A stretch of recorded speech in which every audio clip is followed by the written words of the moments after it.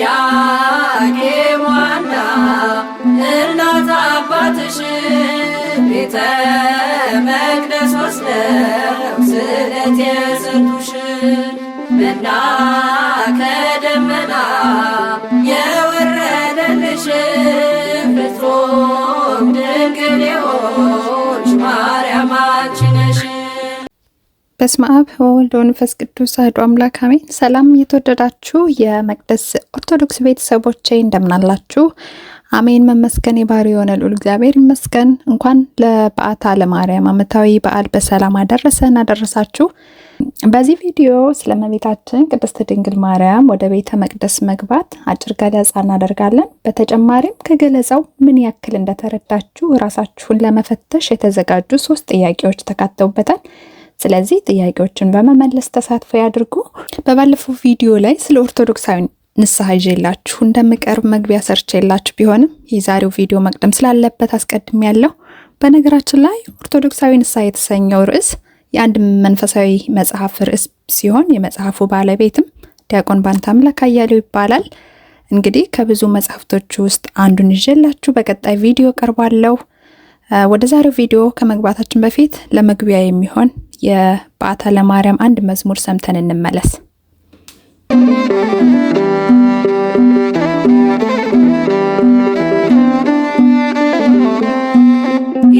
ኢያቄም ሐና እናት አባትሽ ቤተ መቅደስ ወስደው ስዕለት የሰጡሽ መና ከደመና የወረደልሽ ፍጹም ድንግል የሆንሽ ማርያም አንቺ ነሽ።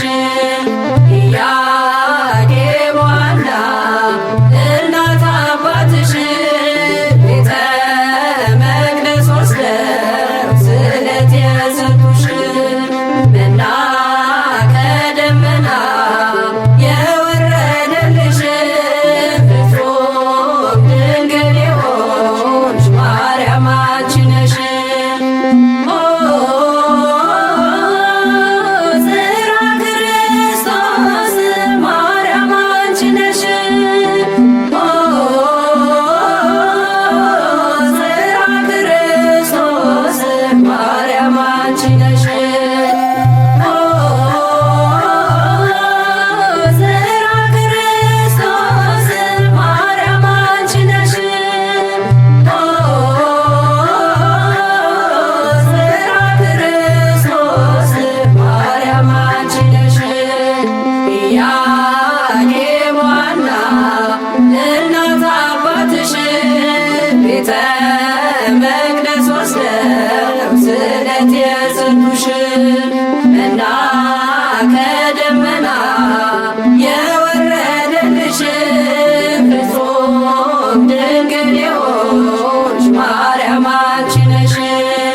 ኢያቄም ሐና እናት አባትሽ ቤተ መቅደስ ወስደው ስዕለት የሰጡሽ መና ከደመና የወረደልሽ ፍጹም ድንግል የሆንሽ ማርያም አንቺ ነሽ። ጽርሐ ክርስቶስ ማርያም አንቺ ነሽ። ጽርሐ ክርስቶስ ማርያም አንቺ ነሽ።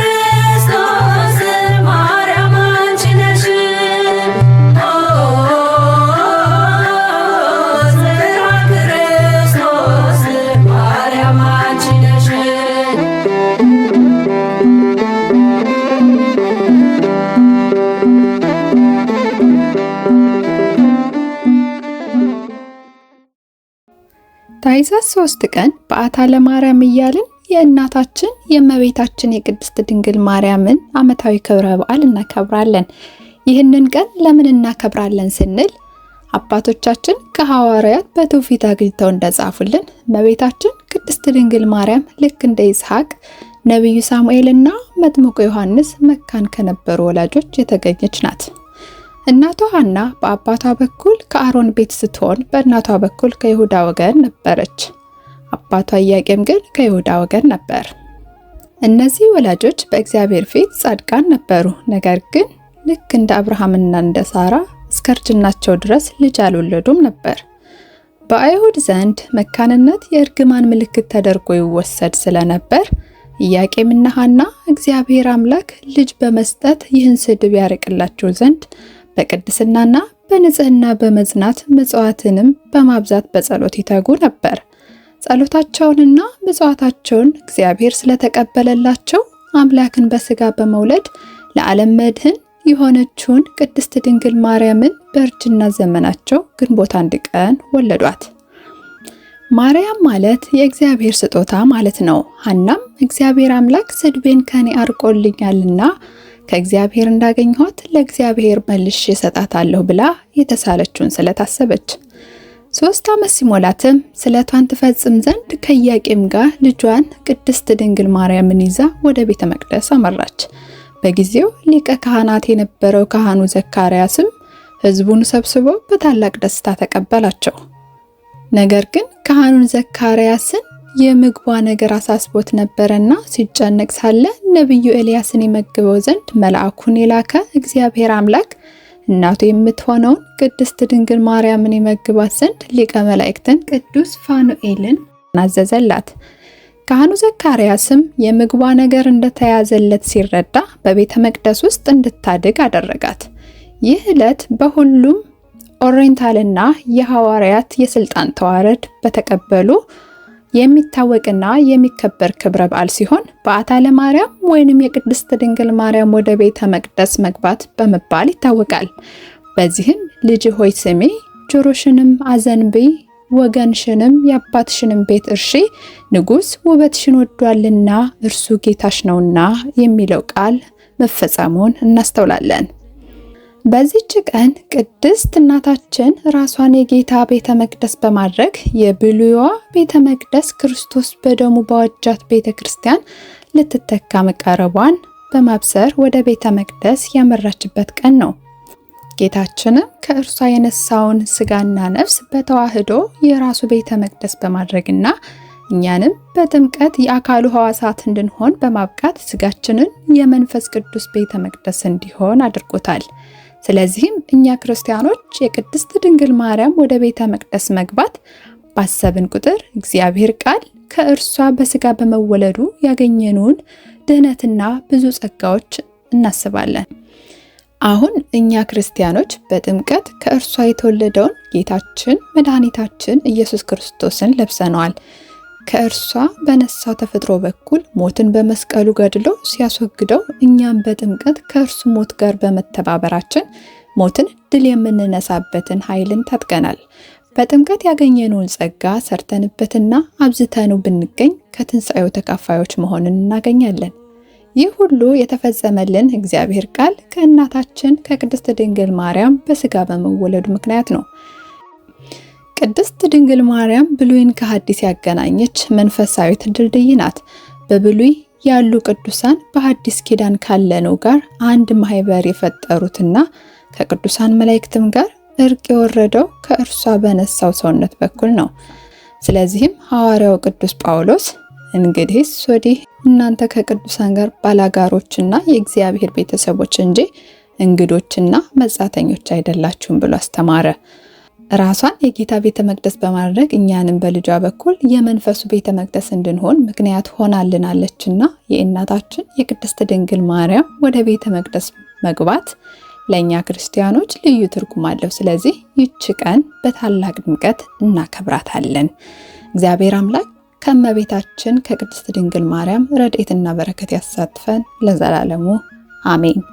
ምንጭ በኢትዮጵያ ኦርቶዶክስ ተዋሕዶ ቤተክርስቲያን በሰንበት ትምህርት ቤቶች ማደራጃ መምሪያ ማህበረ ቅዱሳን አሁን ወደ ጥያቄ ሰዓታችን ደርሰናል። መልሳችሁን በኮሜንት ላይ እንጠብቃለን። የመጀመሪያው ጥያቄ እመቤታችን ቅድስት ድንግል ማርያምን በቤተ መቅደስ የሰማይ መና ይመግባት የነበረ መልአክ ማን ይባላል? ሀ ቅዱስ ገብርኤል፣ ለ ቅዱስ ሩፋኤል፣ ሐመርሃ ቅዱስ ፋኑኤል፣ መ ቅዱስ ሚካኤል።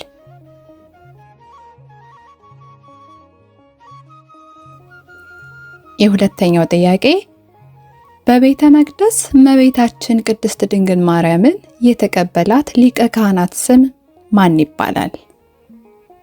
ሶስተኛውና የመጨረሻው ጥያቄ ልጅ ሆይ ስሚ፣ ጆሮሽንም አዘንቤ፣ ወገንሽን የአባትሽንም ቤት እርሺ፣ ንጉሥ ውበትሽን ወዷልና እርሱ ጌታሽ ነውና የሚለው የመጽሐፍ ቅዱስ ቃል የት ይገኛል? ለዛሬው የነበረን ቆይታ በዚህ ያበቃል።